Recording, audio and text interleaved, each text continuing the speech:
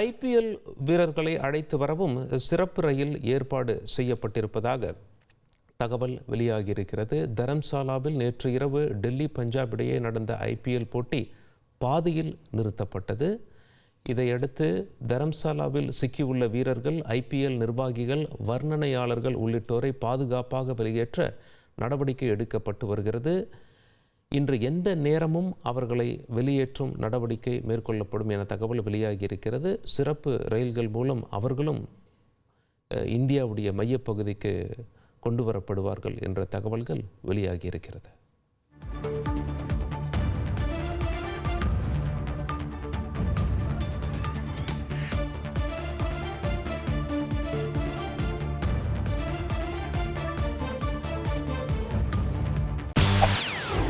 செய்திகளை உடனுக்குடன் தெரிந்து கொள்ள உடனே சப்ஸ்கிரைப் பண்ணுங்க.